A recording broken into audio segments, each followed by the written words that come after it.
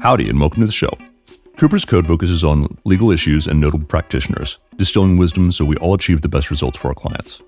I'm Miles Cooper, and I'm very excited to share a conversation with a unique and powerful individual who has been transformative in my life.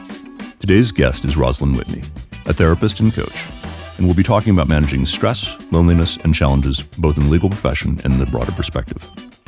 I first came to know Roslyn when she was recommended by a close lawyer friend. Our daughter, 4 at the time, had been through a year of chemotherapy, radiation, surgical lung resection, and had a 1 in 3 survival chance. While our daughter was done with treatment wasn't done with me. I found myself occasionally overwhelmed with emotion. The technical term is emotional incontinence, which posed a challenge for a trial lawyer. I'm pleased to say our daughter is now 10 and healthy, and I've worked through my multilayered demons with Roslyn's help. As a consultant, counselor, and thought leader, Roslyn brings a wealth of experience to the legal community. Her unique blend of counseling, coaching, and forward thinking, combined with her pioneering work in substance abuse prevention, makes her an invaluable ally to legal professionals dedicated to fostering resilience, promoting justice, and supporting recovery in their personal and professional lives.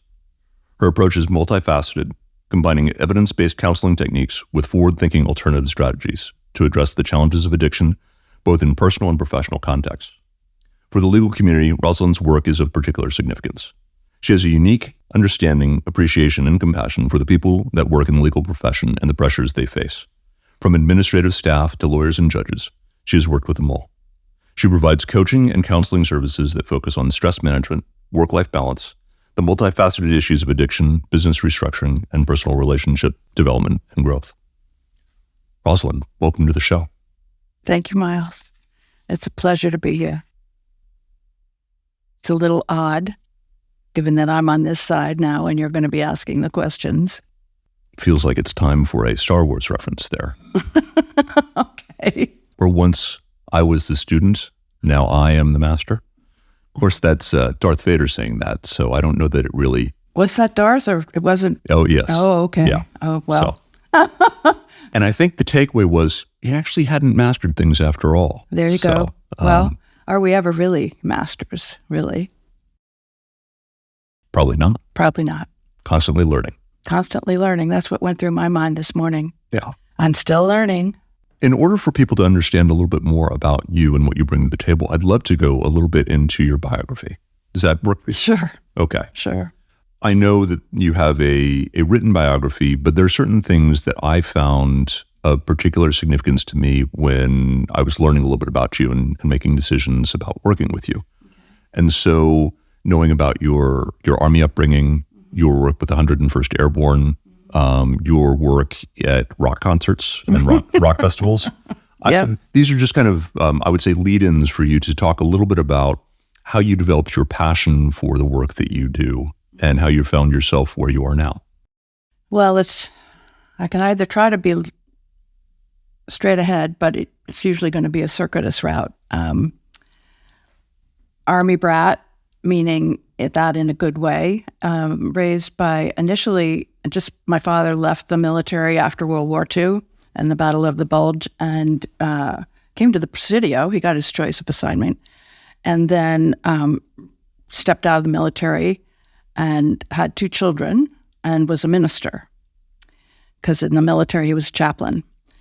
And for other personal reasons, decided to go back into the military. And so then we moved from, I wasn't around for Denver, where my brother was born. We moved to Iowa, where I was born. And then we moved to Kentucky, where my younger brother was born. And then we moved to Okinawa, where my brother passed away, my younger brother. And that's a marker. And it's a loss. Yeah. To this day, as you can see. Yeah. And it profoundly changed my family system. It went from an extremely, I would say, very healthy and happy family, balanced, all good, where my mother suffered the loss of the child. And I became, because I was the girl, and also it was just the appointed one, I was to care for her. And that didn't ever change. So thus, that began the codependency in our family, which is the mirror side of the alcoholic.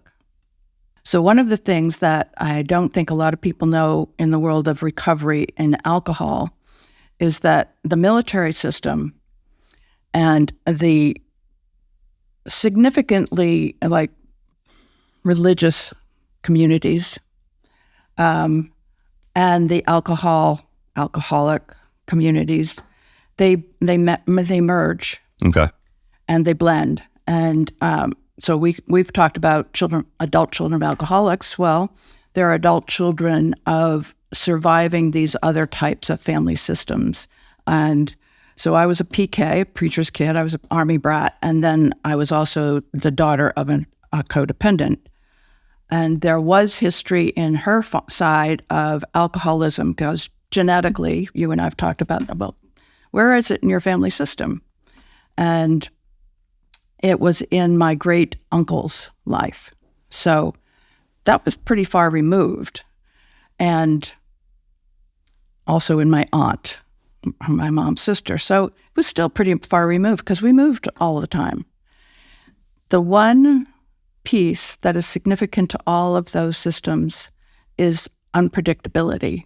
And that's helpful because I think, we've jumped straight into it in terms of talking about adult child of an alcoholic, ACAs, and the related military upbringing, religious upbringing, and how that can impact someone as they move forward in their life.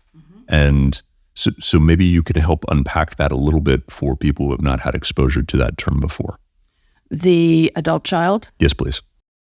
In my research on teaching about drug and alcohol prevention and treatment, Claudia Black was one of at a master's level at the time, was one of the profound writers about being an adult child, researching there's not only in therapy, family systems about the roles of children in a family system and what they take. Usually the first kid is a hero. The second one is the acting out child. The third one is often the caretaker. The last one is the mascot.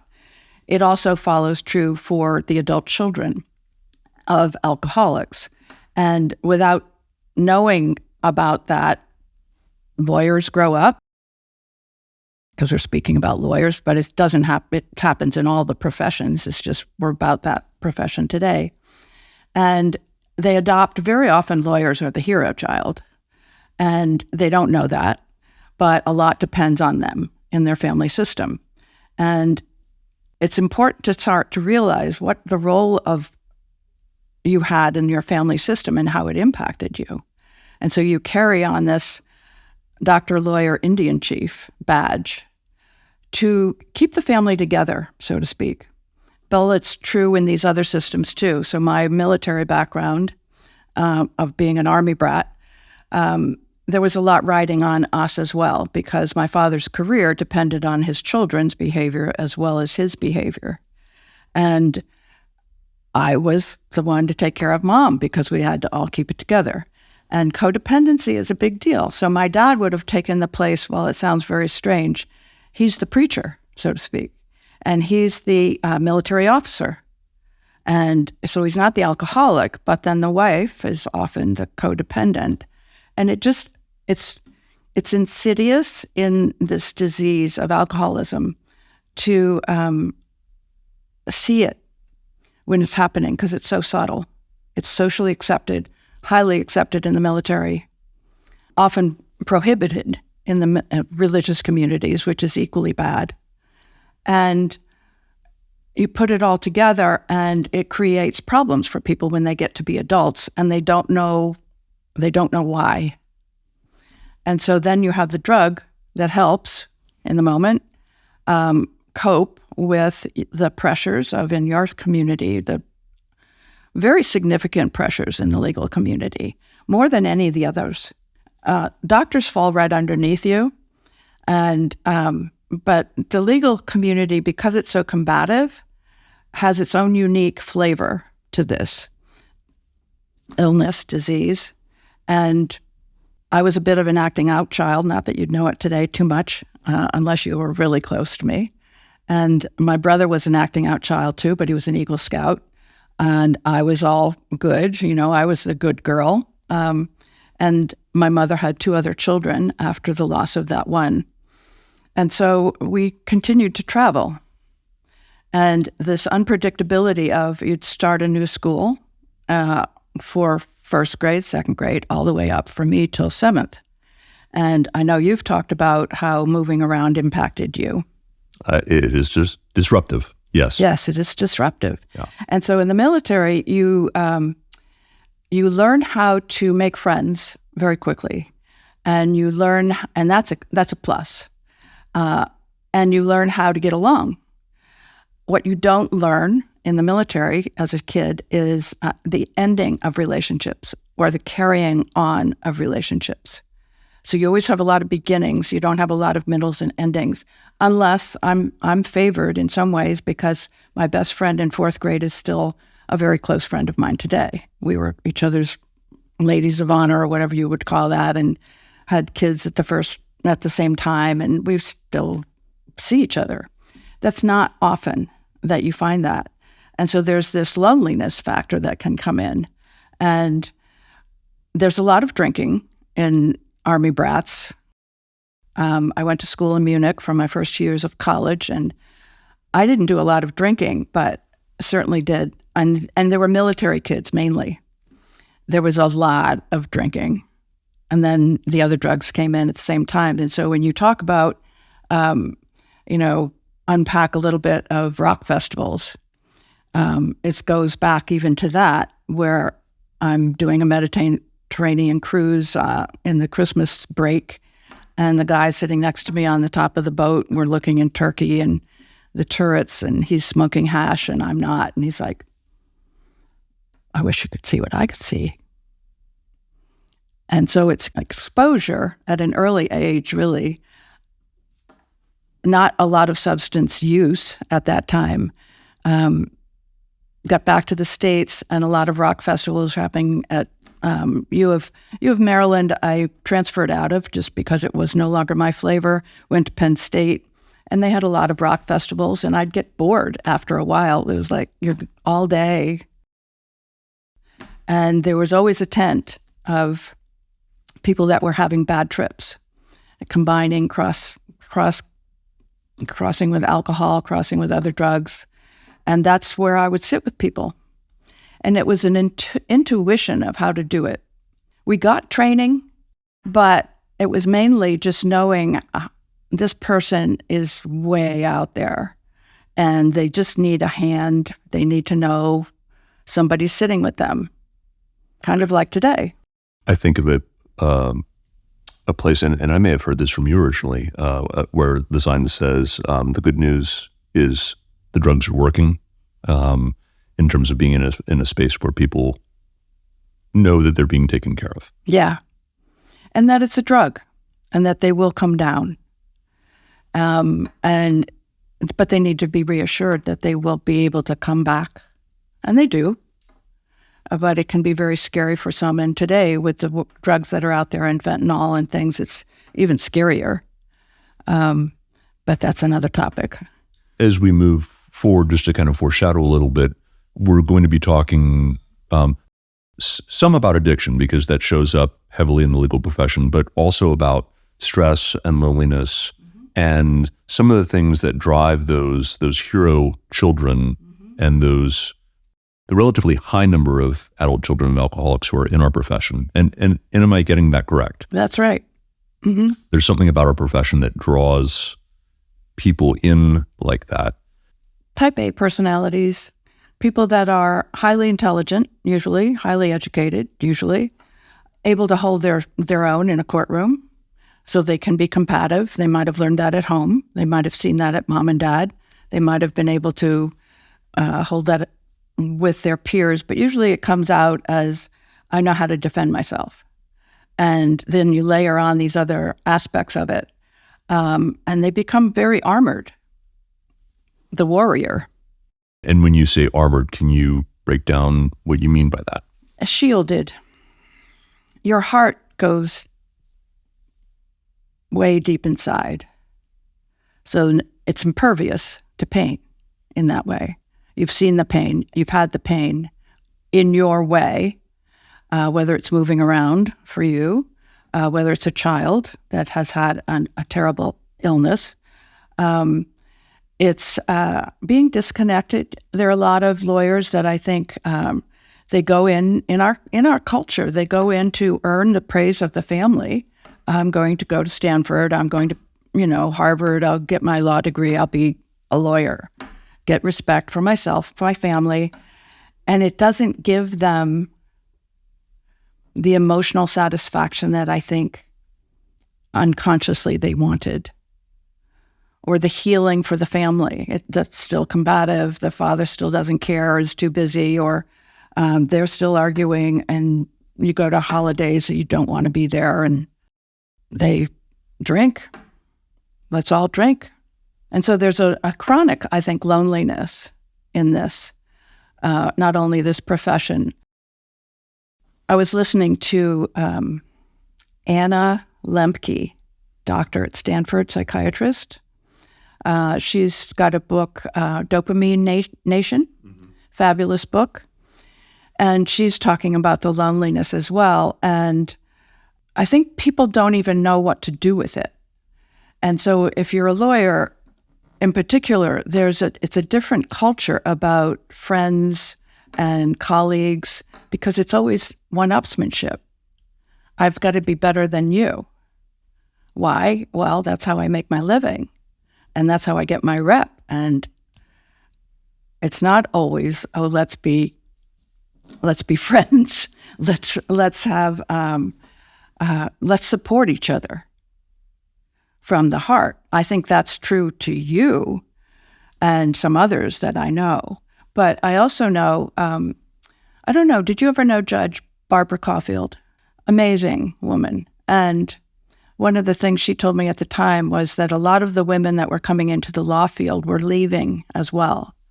They'd get in, they become lawyers, and because of the having to prove themselves in a firm and climb the ladder in 60 hours a week, and they were leaving. Well, I can do the numbers just right. So I just wrote a piece on being, as a white male, being an ally to women in the legal profession. There was the theme for the magazine that I write for March was on women's rights. So the figures there were 56% of the incoming law school classes are women now. So majority. Not by a lot, but significant. 20% of partners, equity partners in law firms, are women. Now, is that because the 56 that's coming in hasn't had enough time to catch up to partnership yet? There is some lag. And what you're seeing is in that first 10 years, there is massive leaving from the legal profession. For a variety of reasons, but one of them certainly is what you're talking about. How do you develop a relationship when you're working 60 hours a week? And if you don't work 60 hours a week, how are you going to be partner? Who only works 60 hours a week.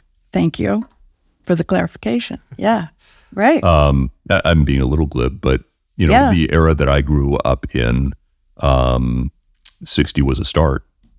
Yeah, and if you wanted to prove yourself, you did it all the time. Yeah. How are your relationships? Let's see. I didn't take a vacation the first 7 years that I worked. And the first legal action I handled was my own divorce. Yeah, it cuts right to the core. And it's a huge contradiction because you want it and you want to succeed. And yet every day you're doing this, you're hurting yourself. So that's a pivot, and for me anyway, because one of the hopes I have in our conversation is for ways that people can start exploring for themselves. Our audience, mainly lawyers, mainly litigators. What steps can people take to start addressing this within themselves, within how they approach the profession, to perhaps make changes to the way in which they do battle, or the way in which they acknowledge success or judge themselves? Well, I'm going to use you as an example because that's a big question. And how we addressed it was talking about Atticus Finch and To Kill a Mockingbird. And so there are those lawyers that could be models, role models for being a human being and an extremely amazing lawyer at the same time. But that involves really knowing yourself, number one, what you want, which are your values, number two, what do you want? What kind of human being do you want to be? Rather than just falling into the trough of these are lawyers, this is a lawyer's trough, this is how you do it.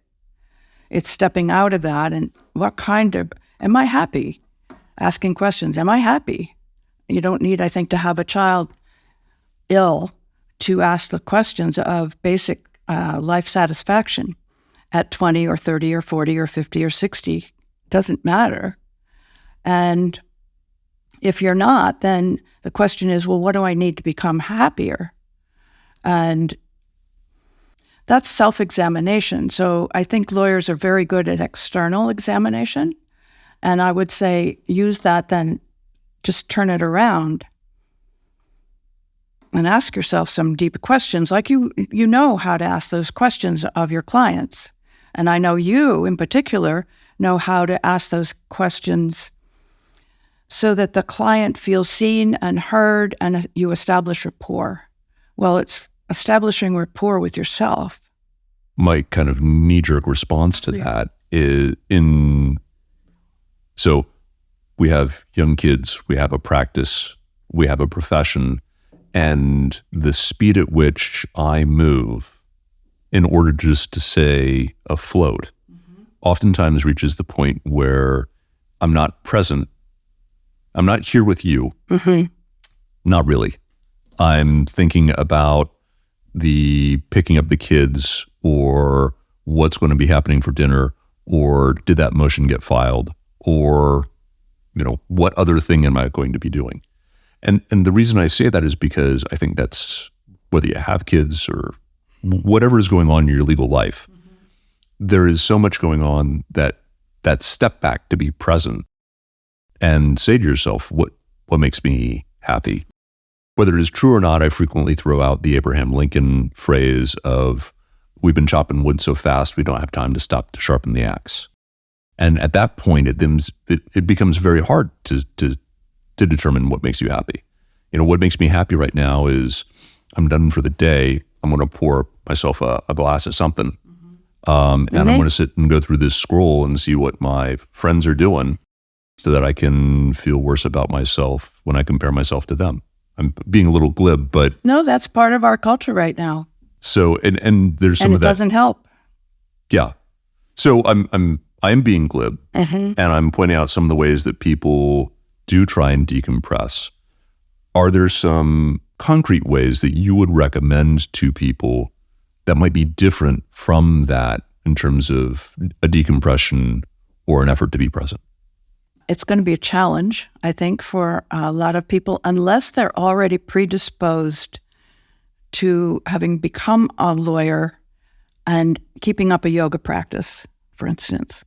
So they know about breathing, and they know about movement, and they know about trying to stay healthy.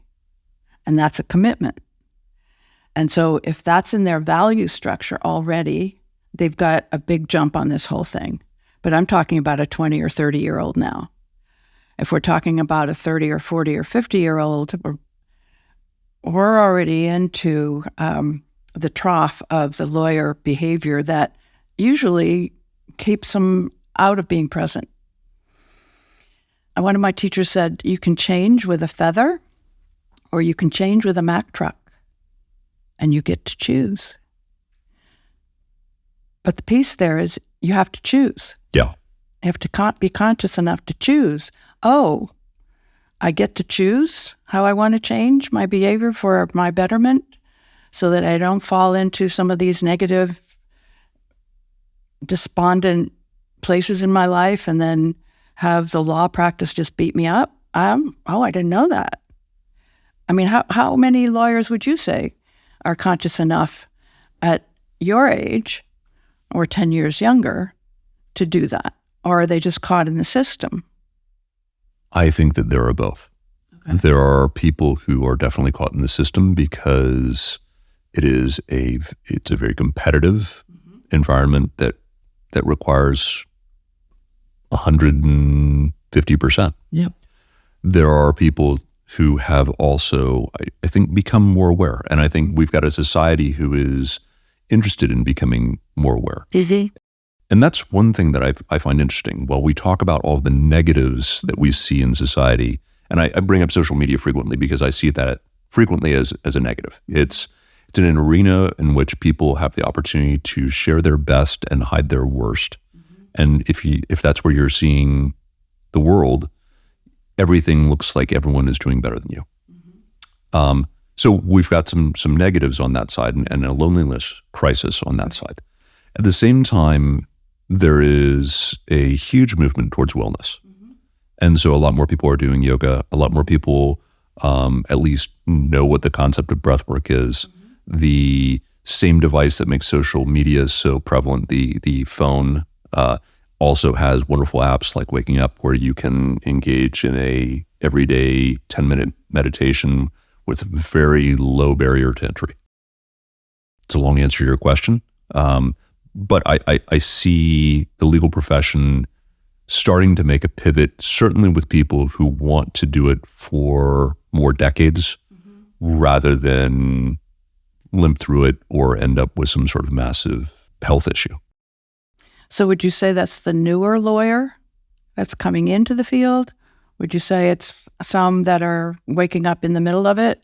I think it's both. I think a younger me would have judged me now for doing yoga and breath work and meditation. And journal writing. Would have laughed at me. Listening to these podcasts, right?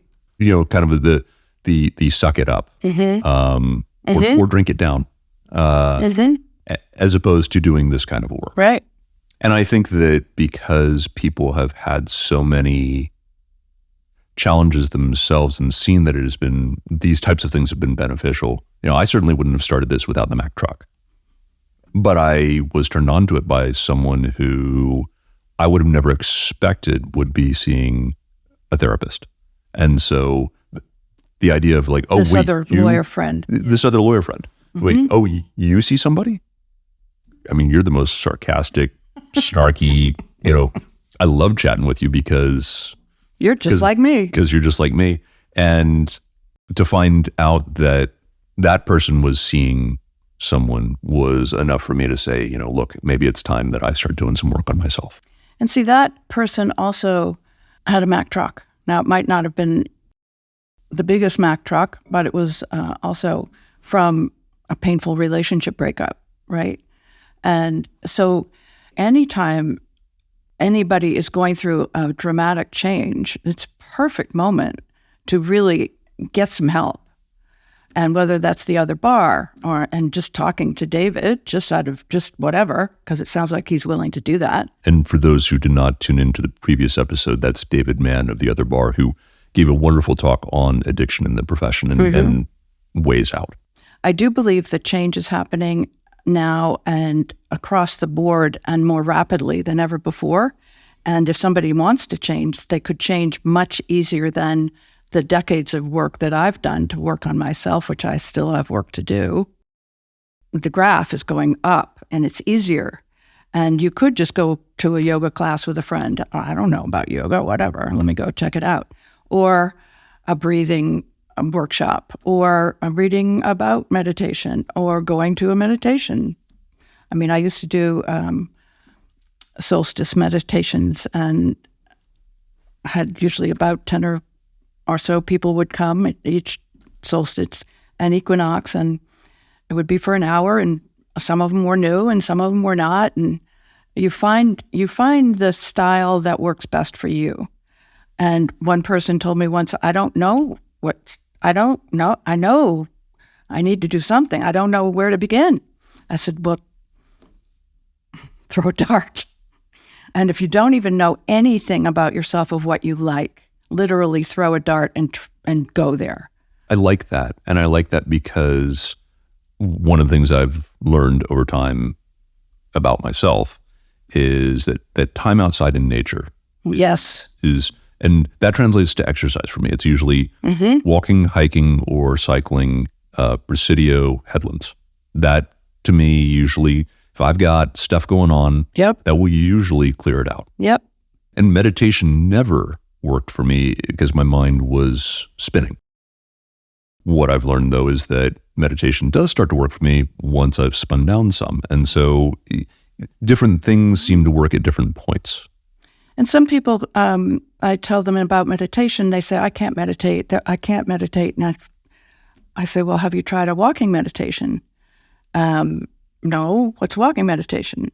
And it's just becoming, it's the mindfulness or running, getting in the zone is like the same thing. It does for the person the same thing that sitting for 20 minutes can do, but it's something that's, usually there's a population of about 20% that can't do a sitting meditation. And it's often because they were abused as children. And so sitting is very scary, and closing your eyes is very scary, but running is not. Walking is not. In the Philippines have a nature park that's a mental health park. And it's how they do mental health. And it's just part of their culture. And I think you and I find that when we go to Golden Gate Park and just looking at the trees, and I have some meditations on my YouTube of just blades of grass, and just look at the blades of grass that's blowing in the wind and being quiet and calm. And sometimes all it takes is about a minute, because you can also calm down and breathe at that different rate of frequency, and everything just, as you know, like in a lot of our sessions, I would say we need to de-escalate, we need to calm down. How do we do that? We breathe, which people can do in a courtroom. I want to go into breathing and some suggestions that you might have as far as that's concerned. Before I get there, on the meditation side, I want to throw something out there to you, and whether one call it meditation or mindfulness. There is a quote from Thich Nhat Hanh that I'll paraphrase, which is, when you're doing dishes, you should just be doing dishes. And I like it, and I am tremendously challenged by it. And I think it's the same thing that challenges me for any sort of a sitting meditation. Because if all I'm doing when I'm doing dishes is doing dishes, my mind is not working on how to get ahead on that next thing. And I think for a lot of lawyers, that's, if I'm doing competitive advantage, if I'm strategizing, if I'm doing the best for my client, how can I park my brain at times when I should be engaging my brain to win? I think it's, this is not an absolute, and I think he's speaking more in an absolute context. For lawyers who need to maximize their time so that they have time with their family, doing the dishes or taking the garbage out, or, I don't know, some mundane task, I would say, well, you might also want to listen to a podcast, and which would engage your brain. The thing is about lawyers is almost all of you have amazing brains, which is one of the reasons I like you all. And you're separated out from mass culture in that way. And if you don't feed that brain, you're not happy. So I think you need to be happy and notice that that's a distinction about who you are. And so I do appreciate, doing the laundry, just fold the laundry. Well, there are times for that too. But if you find yourself needing to maximize your time without multitasking to drive yourself nuts, I don't think there's an awful lot of bad with that. I don't like washing the dishes. Well, that makes me feel better about the way I approach dishes. Good. So let's talk about breathing for a few minutes, because that seems to me like one of the quickest, simplest, low cost, meaning no cost, ways to phase shift. And perhaps you can walk us through a little bit. You mentioned courtroom. So I'm in the courtroom, things are going sideways, my emotions are roaring. What do I do? Calm down. How? calm down. So let's assume, are you standing up? Are you sitting down? Are you at the bench? Are you observing? Where are you? I am at counsel table, opposing counsel's there, judge is there. There's a dispute, we're arguing. And I've made my pitch, and now the other person is talking, and that other person is saying things that are patently untrue, and the judge is paying attention in ways that the judge should not be. And my heart is beaten because I'm worried that I'm going to lose on behalf of my client. I'm fired up. So sometimes that adrenaline rush is going to be in your favor. And so this is going to be a choice point. Sometimes, though, if you're in a heightened emotional state, you're going to be flooded in your executive brain, and you're going to go to reptilian brain, and you're going to go fight or flight. Okay, I like this. So can you articulate to me the time at which that adrenaline rush could advantage me? Well, it gives you energy, right? And it sparks your brain. But if it sparks your brain in the fight or flight, literally like this, and you can't disengage, that's not going to be to your benefit, because you don't know when you're supposed to disengage, because this part's flooded. For a man in particular, this floods emotionally in about 20 minutes. And you're pointing to the forefront of the head. The executive part of your brain. So the feeling I have when this happens, and this may correlate to others, is it's like tunnel vision. It's as if my eyes are being pulled backward in my head, and everything is just kind of distant, and I can only see one thing in, and it is turning red. Yeah. That is not helpful. Okay. So this is where you would say, okay, everything's turning red.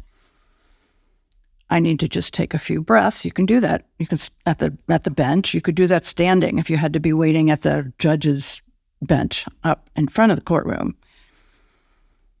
You take the time, just like this, to take 3 deep breaths.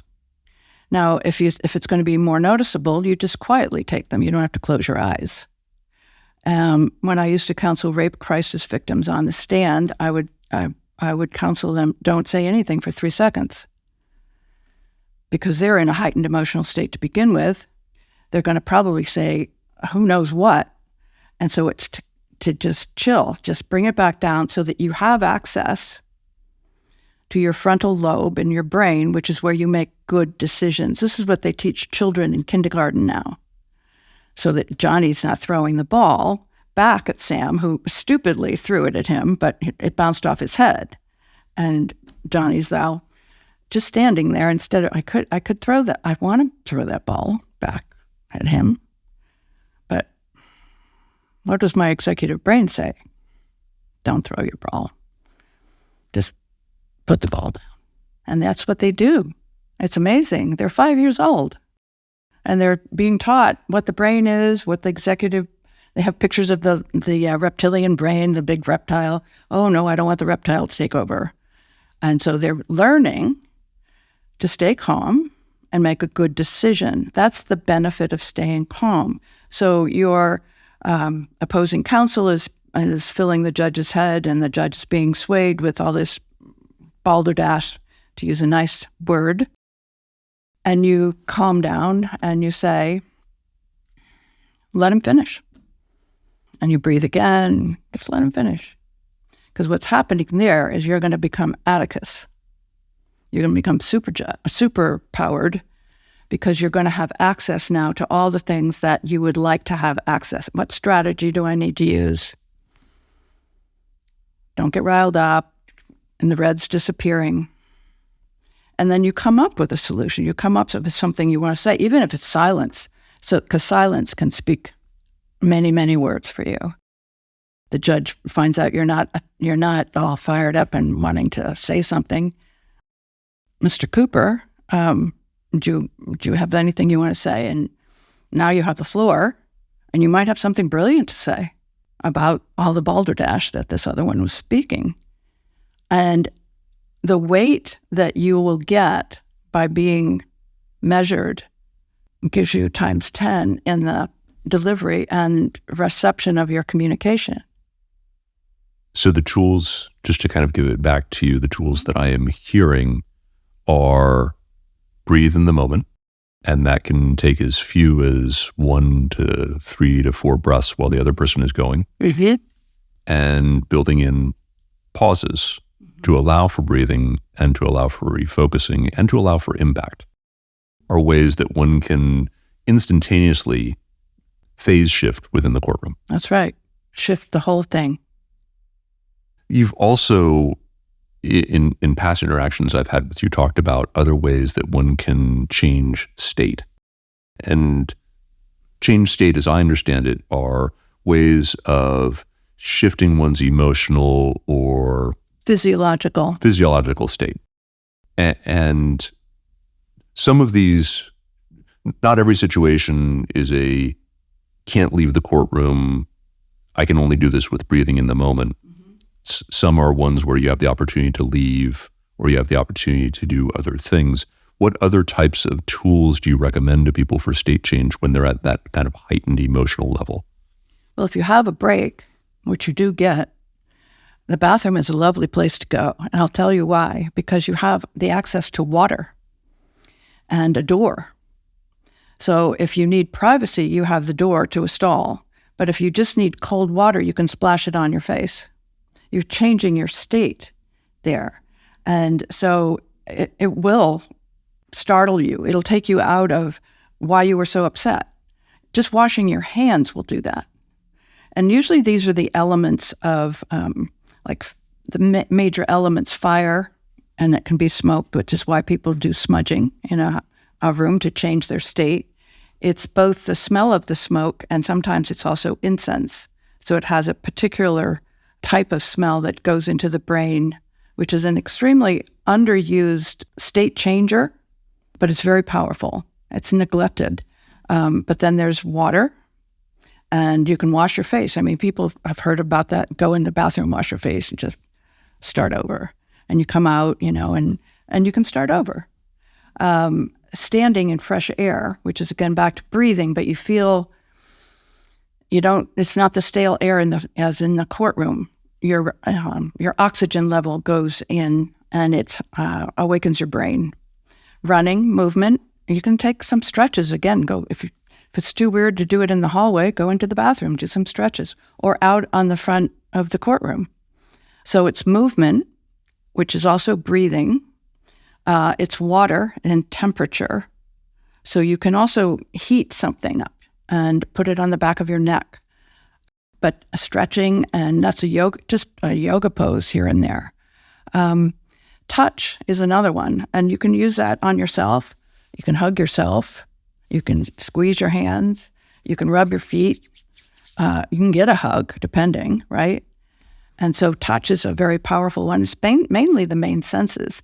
If it's a sunny day, I would say go out and see the sun without directly looking at the sun, but get a sense of the weather. That changes you, usually dramatically.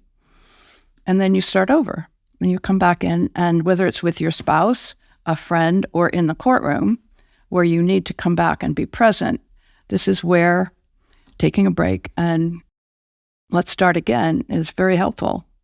And I will share that for those who happen to be parents, using the same techniques with a child, the number of times that I have taken one of my children outside the house, there's a fight going on in the kitchen, and kindly taking the person who is most emotionally out of control outside and watching that shift. Our daughter is a very strong personality, and this was a standard technique when she was younger to help kind of change that state and have her, rather than just engage in combat in the same situation. Right. They don't even know it's happening, and so if you can guide them, direct them to that type of thing, a state change is extremely helpful. So we've talked a little bit about meditation, walking meditation, time in nature. We've talked about breathing. You've also mentioned journaling as a tool for people to help reduce stress and to help be present. Yes. For those who don't even know where to get started on journaling, are there a few tips in terms of best practice? And the reason I'm asking the question is I go through periods where I journal and I go through periods where I don't.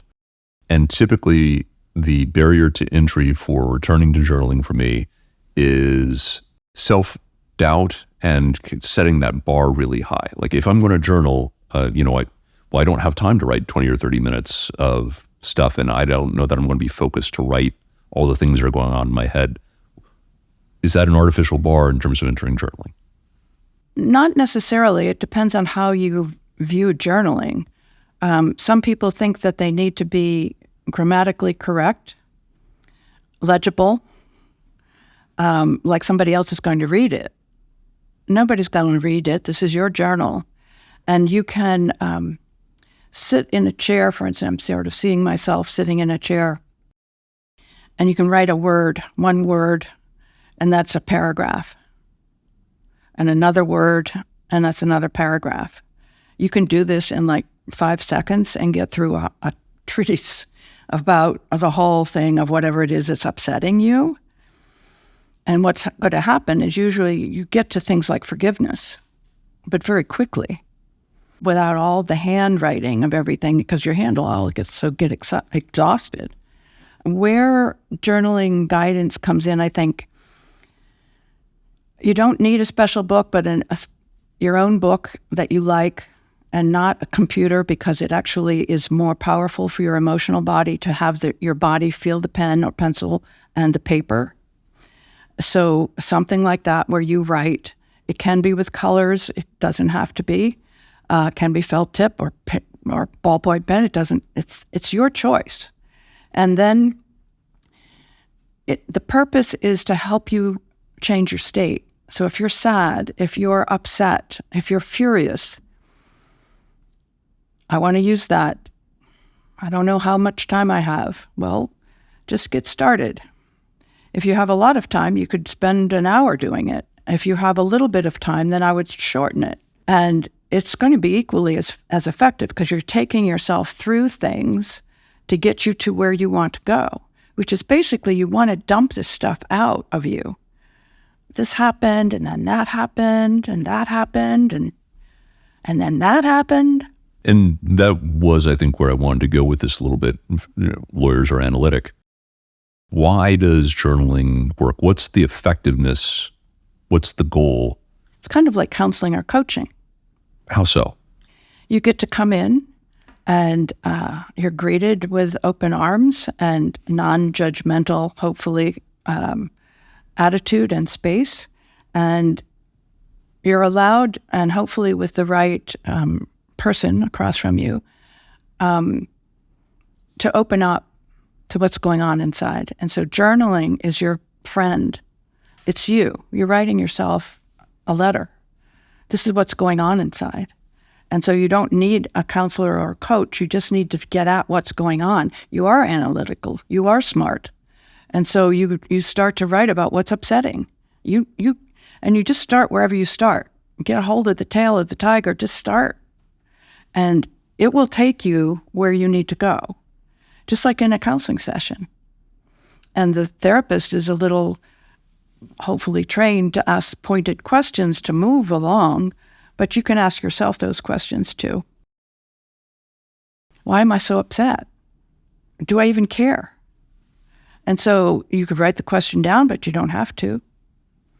And it's really emptying the heart to get to surrender and peace.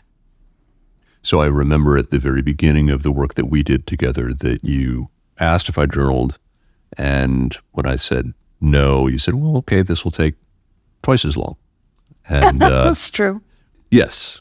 I'm slow to arrival, but as we talk about the toolbox of things to help one be happy, I think it's very good in an environment where it's easy for us to chew upon ourselves and trend towards unhappiness, to have what I kind of describe as my happiness toolbox, which is, okay, I'm feeling low. I can see, the dark cloud coming. It's time to get out in nature. It's time to breathe. It's time to meditate. It's time to journal. May not need them all, but a few of these may alter the trajectory, whereas otherwise I would just trend towards darkness. Mm-hmm. We were talking a little bit about the happiness toolbox, and it sounded like you had some concepts that you wanted to discuss related to that. I did want to bring it up. It's something that I talk about with every client. I want them to have a toolbox. It's their toolbox. So I will talk about a myriad of ways of getting at wellness, and they get to try them out and see what works for them. So like meditation. Oh, I don't know. Journaling. I don't know. Exercise. Oh, that's okay. Yeah. Put it in the toolbox. And nutrition, which is a big one. We haven't talked at all about nutrition. I know. That's a huge one. I've always been attentive to the impact of nutrition on someone's health, let alone mental health. And it's become more and more evident how much it makes a difference to one's mood. And what you put in, if it's alcohol, that's going to take you off of it. But if you put in kale, it's going to move you in the right direction, or protein drinks, things like that. And they discovered there was a workshop for a variety of mental health professionals, including doctors and psychiatrists as well, which are doctors, but social workers, nurses, whoever wanted to come to this conference. It was a 3-day conference, and my psychiatrist friend came back from that. This was, 10 years ago. I said, so how'd it go? And he said, it was good. It was really good. I said, well, what was your takeaway? And he said, well, there are three things that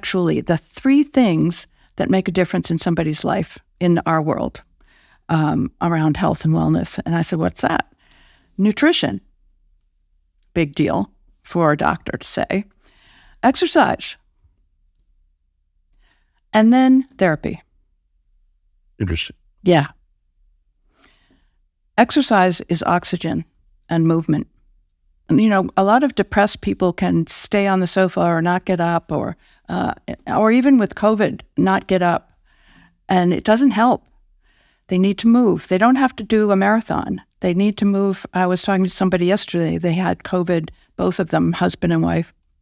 I said in the closing of the session, so just a reminder, make sure you're moving, even if it's only 2 minutes or 5 minutes, or in the house or on your driveway, whatever you want to do, but move.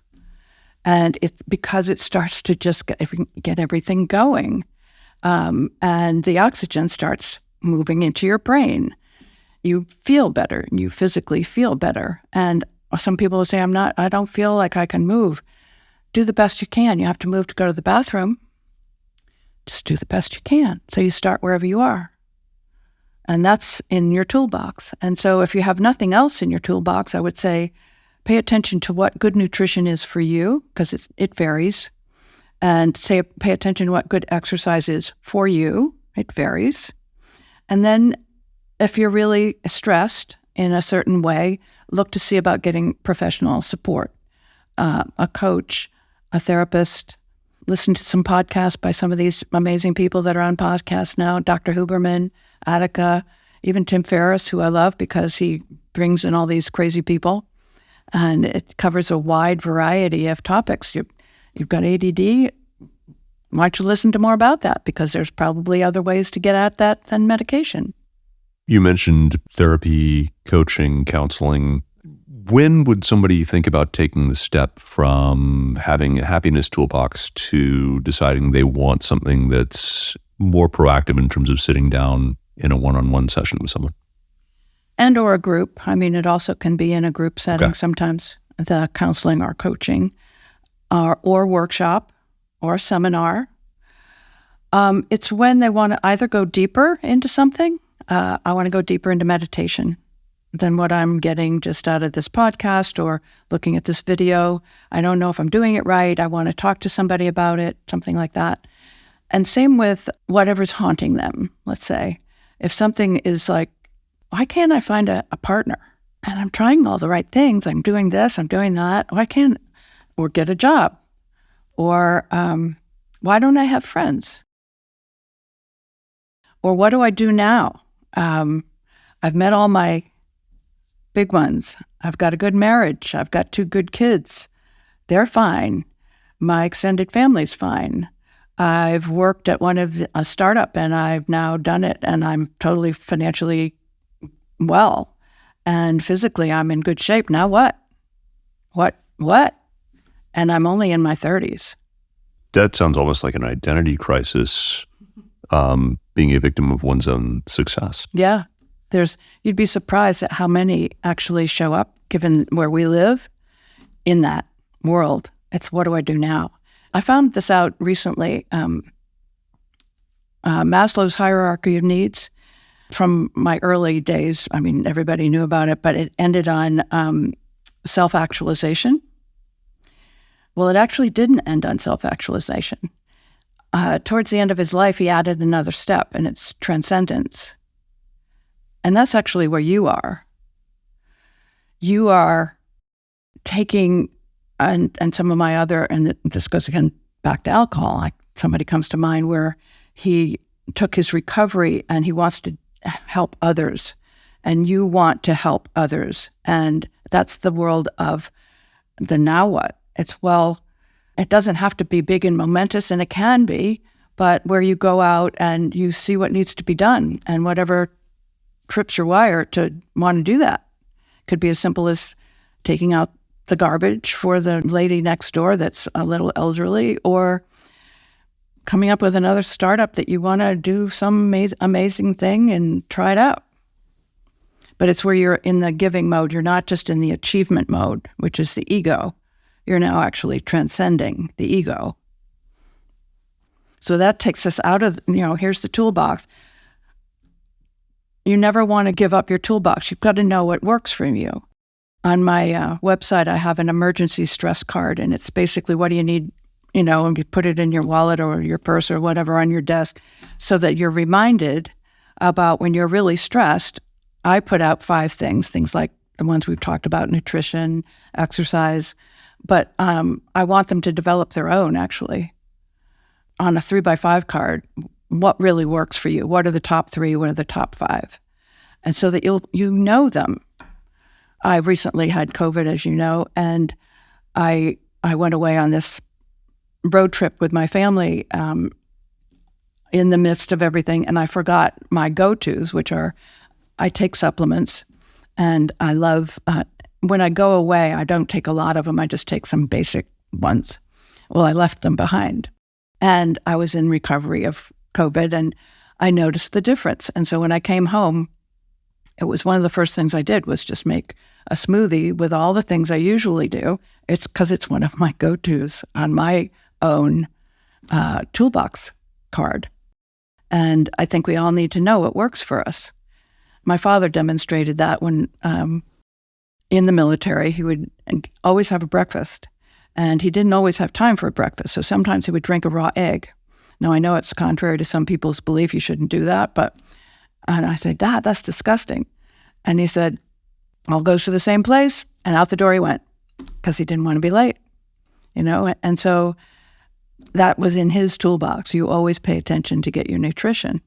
I like this idea of coming up with, whether it's a 3x5 card or some other piece, what recommendations would you have for someone to develop that for themselves? Well, again, it's sitting with yourself and discovering what's important. When you're down, when you're feeling low, what works for you? Do you want to be victim? Do you want to stay and, be unhappy? There are some people that do. So I don't know that I necessarily liked being unhappy, but there was a song from the early aughts by a band called Garbage, I'm Only Happy When It Rains. This is so you. It is, yes. In the beginning of when I met you. And there's a little bit of that. There's a bit of, I might not deserve to be happy. And there are people who feel that way. Mm-hmm. So what tools do those types of people, what should they be looking for to shift that, should they wish to do so? Well, first they have to become aware. Again, it goes back to awareness.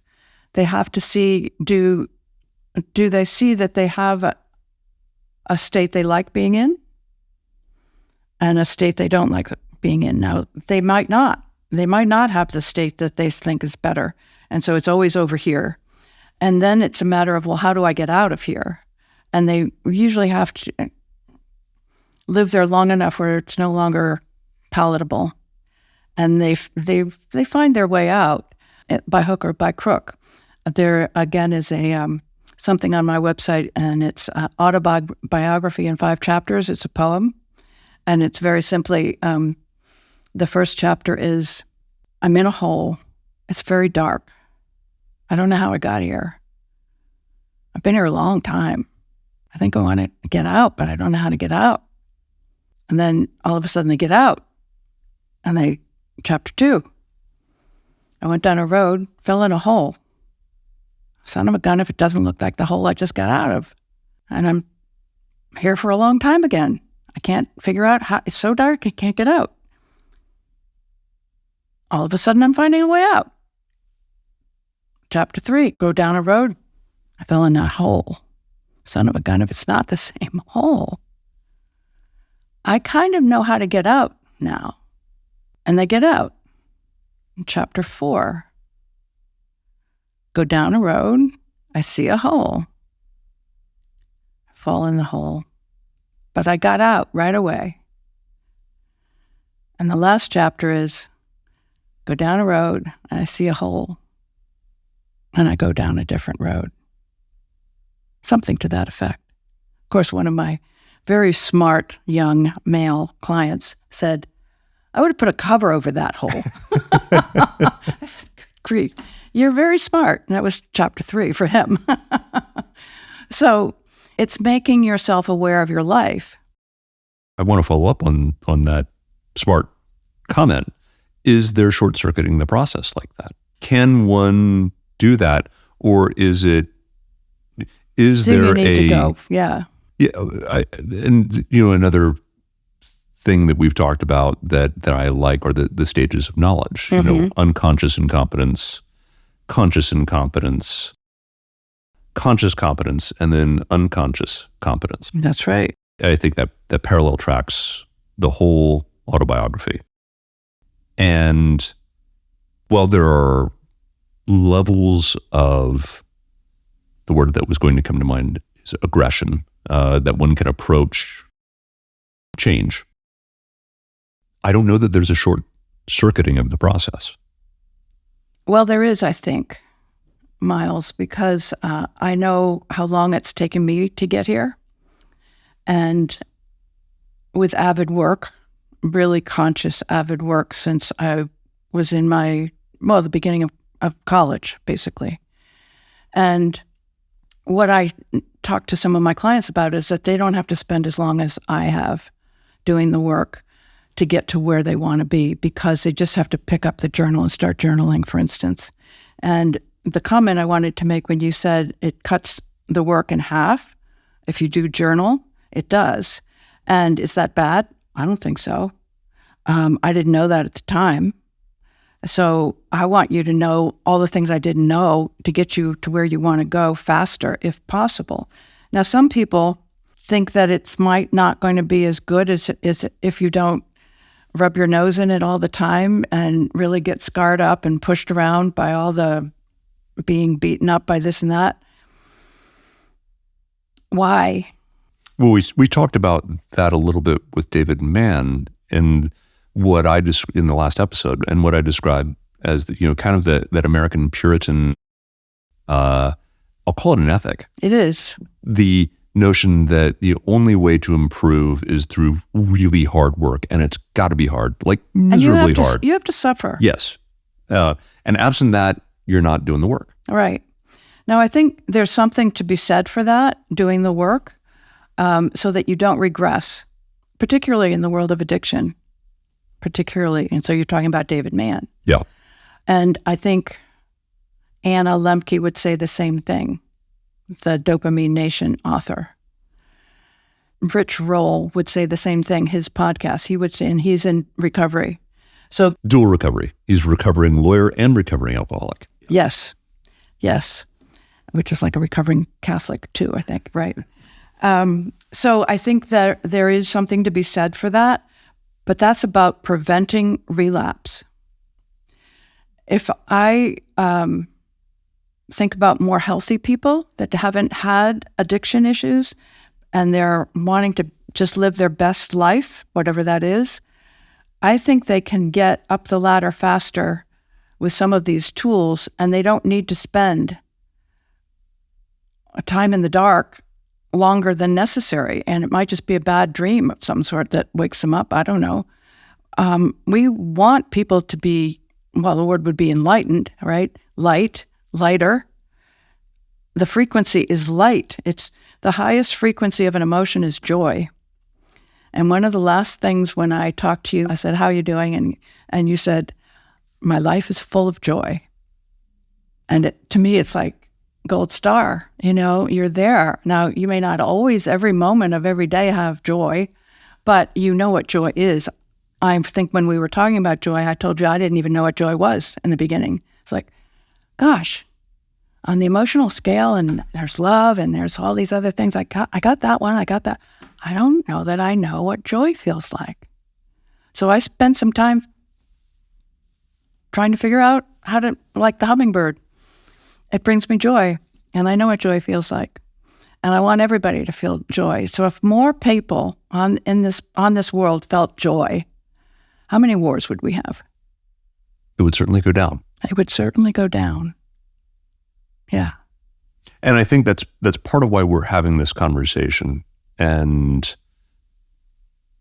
there is a tension in the work that we in the legal field do. And that tension is combat. Yes. We work in an adversarial system, and we fight on behalf of our clients. That's right. And there's a way to engage in that combat that can be productive, and there is a way to engage in that combat that can be destructive. Mm-hmm. And the tension in terms of building better humans, in terms of being joyful, in terms of not letting a bad day at the office ruin the lives for that person and the person around them. Mm-hmm. That's what we're talking about. That's right. And I don't care whether that's in the legal field or a doctor, a dentist, whatever ones you think are also equally stressed. They're not equally stressed. You do take the bar, literally. You're at 21% of stress as opposed to doctors. And I've had some doctors that are crazy surgeons that are pregnant, running down the road to get to this, to that, to this, particularly during COVID. And they're stressed, but the lawyer field has it just a notch over them. Yay, we're number one. I know, you're number one, right? Yeah. You're number one. That's why I do what I do, because I want to be the absolute best at being the worst. I know, exactly, right? It's perfect. So I think it is hard for lawyers. You're trained to do this battle for your clients. And you have to, I think, learn to step back from it when you come home at the end of the day. And yes, you early on in this interview, you said, 60 hours, that's like the minuscule number. So it's not even at the end of the day. But I think there's some distance. You go to a yoga class instead of having 2 cocktails that turn to 5 or whatever. You learn to meditate, or you take a run. I mean, a lot of the younger ones that I see are knowing things like that, and they're just running. I was down in Big Sur, and people, all kinds of, well, I guess it was Pinnacles National Monument, National Park. All kinds of people, just some running, some walking, some very slowly walking, just outside and moving, and seeing condors down there and seeing what you see.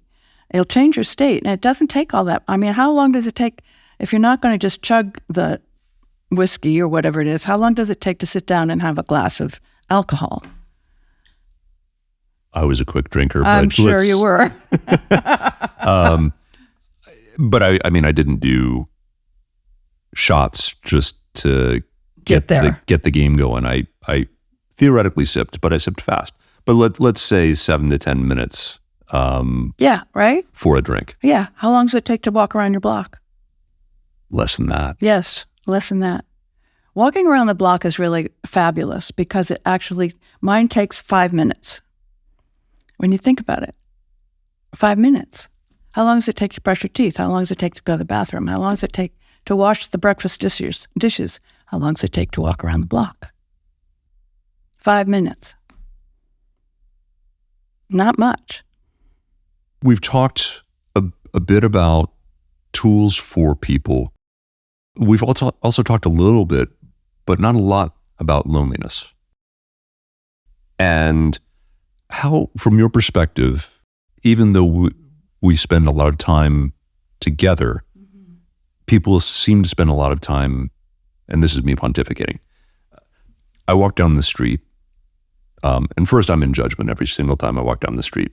And I'm in judgment because I'm about to walk into usually 4 or 5 people who are not looking up from their phones. Right. And we seem to spend, while we're spending lots of time together, we seem to be spending lots of time alone. And how does that loneliness aspect factor into the stress? I'm thinking particularly in the legal profession, but beyond that as well. I think the legal profession, it's more pronounced. Your heart, like I talked about earlier, is shielded. And so you have barriers to connection, and they're built in, and they're studied, and they're identified, and they're badges of armor and honor. And so to take them off and to be connected from your heart is a job. And so what does that say? Well, it says you're sitting with somebody, but you're not connected. So it's interesting you say this about being armored, because one of the learnings that I've had, and this followed a transcendent experience I had with you back in 2019. Subsequent to that, I did a cross-examination for a master's in trial program, a demonstration program for other lawyers. And it was the most effective cross-examination I ever did. And I approached it with love.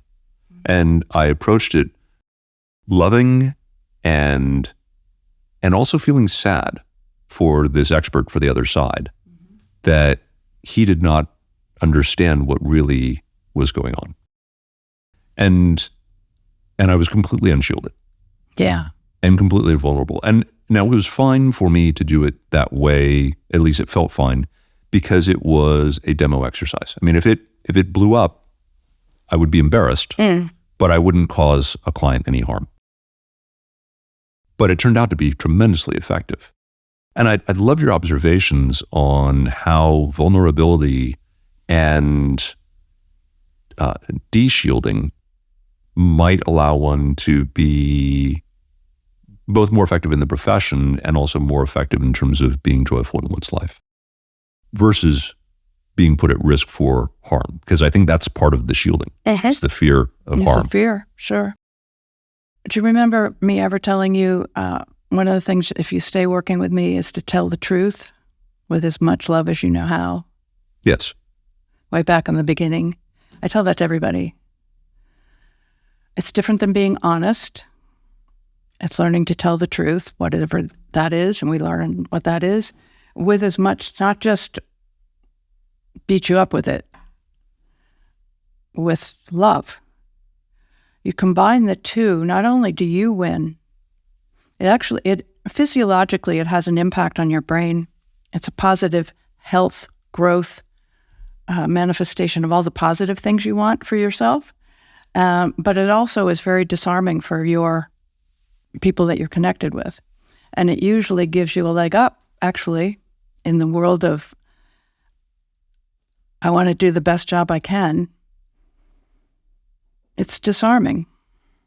It's also calming, and it's hard to do, particularly in the moment of engagement. And I know that from personal experience. And so if you feel threatened, to take your armor off in that moment, in that exact moment, is very hard to do, but it can be done. I think you're saying that you saw that you could do it. And it does take practice. And I think the more we practice it, the more comfortable we are with it, and the more we can demonstrate how to do it with others. I think it is a learning that I'm continuing to try to work on. I'm now thinking of Yoda. There is no try, there is do or do not. I thought of Yoda earlier today.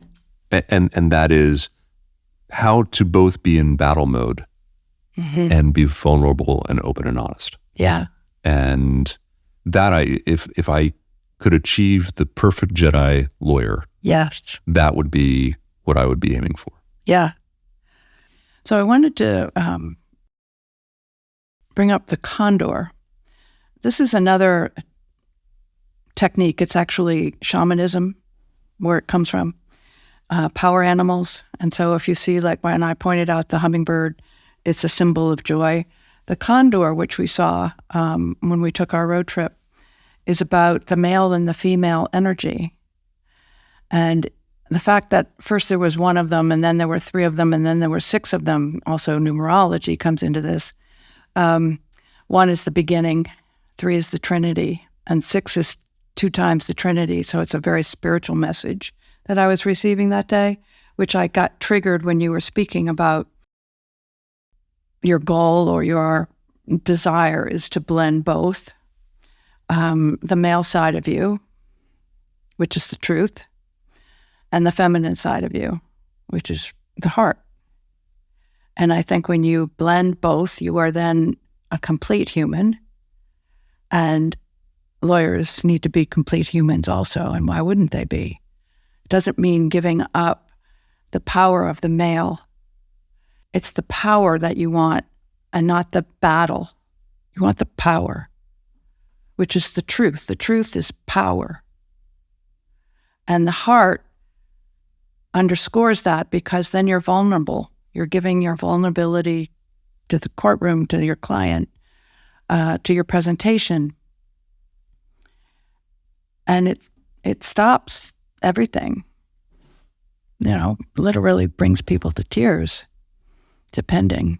So I would totally encourage you to keep on going. Well, I think it is in part why when you suggested I think of someone as a potential role model, I ultimately landed on Atticus Finch, because he seems to have, he is a lawyer, old-timey lawyer, but a lawyer, and seems to channel both truth and heart. Exactly. And I think it's important for us to see if we can't come up with some kind of role model. Some people have mentors. I never really had a mentor, but I had some good role models. And I tell you, they don't have to be in real life. They can be from a book or a movie.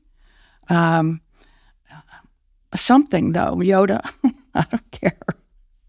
But something that gives you an image, a visual image, because most people are, 60% of our population, 60% is visual.